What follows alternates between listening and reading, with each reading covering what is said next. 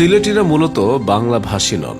সিলেটি জনগোষ্ঠী নিজস্ব ভাষার অধিকারী। সিলেটি ভাষা বাংলা থেকে সম্পূর্ণ আলাদা এবং প্রাচীন একটি স্বয়ংসম্পূর্ণ ভাষা। এই তথ্যটি অনেক সিলেটিরই অজানা। পৃথিবীতে প্রায় ৮,০০০ ভাষা রয়েছে। এর মধ্যে স্বয়ংসম্পূর্ণ ভাষার সংখ্যা ৩,০০০। এই ৩,০০০ ভাষার নিজস্ব বর্ণমালা রয়েছে, যা মানুষের মুখে উচ্চারিত রয়েছে। বিশ্বের স্বয়ংসম্পূর্ণ ভাষার একটি এই সিলেটি ভাষা।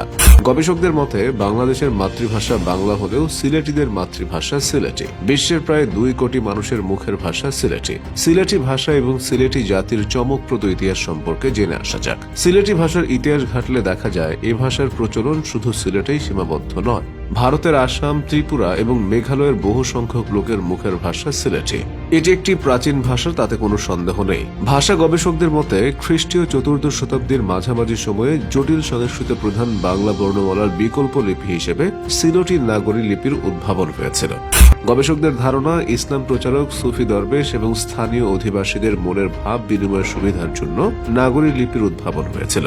এই নাগরী বা সিলেটি ভাষা শুধু ভারত বা বাংলাদেশেই সীমাবদ্ধ নয়, ক্রমেই বিশ্বের বিভিন্ন দেশে বিস্তৃতি লাভ করেছে। সিলেটি ভাষা নিয়ে দেশে বিদেশে চলছে গবেষণা, কিন্তু প্রাচীন এই ভাষাটি প্রাতিষ্ঠানিক রূপ পায়নি এখনো। ব্রিটেনে সিলেটি ভাষা শিক্ষার কয়েকটি ইনস্টিটিউট থাকলেও বাংলাদেশে প্রাতিষ্ঠানিকভাবে সিলেটি ভাষা শিক্ষার কোনো ক্ষেত্র নেই, যার ফলে সিলেটি ভাষা মানুষের মুখে থাকলেও এর বর্ণমালা বা নাগরী লিপি অনেকটা বিলুপ্ত হয়ে গেছে, হারিয়ে যাচ্ছে এর ইতিহাসও।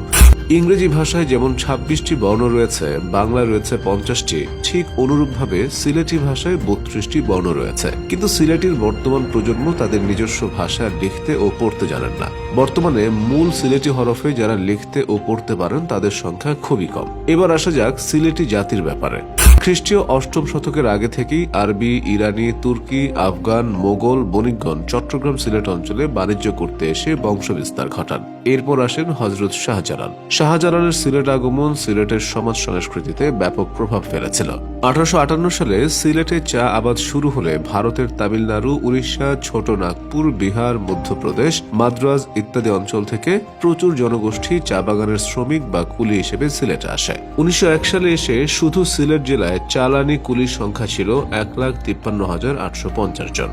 ১৯৪৭ সালের দেশভাগের আগ পর্যন্ত সিলেটিরা ব্রিটিশ ভারতের উত্তর পূর্বাঞ্চলীয় আসামের সাথে ছিল। সিলেটকে দ্বিতীয় লন্ডন বলা হয়। এর কারণ হলো সিলেটিরা বহু আগে থেকে বিলাতে যাত্রা করে বিলাতে অভিবাসী হয়েছিল। বিলাতে সিলেটিদের অভিবাসনের ইতিহাস প্রায় ৩৫০ বছরের, অর্থাৎ শুরুটা হয়েছিল ব্রিটিশ আমল থেকে। আগে সিলেটে কাঠের বড় বড় নৌকা তৈরি হতো। আরব ব্যবসায়ীরা এখান থেকে সুগন্ধি কাঠ, কাপড় নিয়ে যেতেন। মোগল বাদশাহ আকবরের সময়কালে তার নোয়ারার জাহাজগুলো সিলেটে তৈরি হতো এবং এগুলো ছিল তৎকালীন ভারতবর্ষের সেরা জাহাজ। ফলে এই অঞ্চলে নৌযানে কাজ করার মতো কর্মী তৈরি হতে থাকে। তাই পরবর্তী সময়ে ব্রিটিশ কোম্পানির জাহাজে চাকরি করা সিলেটের মানুষের জন্য সহজ হয়েছিল, আর এই চাকরির সুবাদেই তাদের একটা অংশ ব্রিটেনে যাতায়াত করত। এভাবেই ভাষা ও জীবনযাত্রায় সিলেটিরা বাংলাদেশের অন্যান্য অঞ্চলের মানুষের চেয়ে আলাদা হয়ে উঠেছে। বাংলাদেশের ভেতর সিলেট যেন ভিন্ন এক অঞ্চল।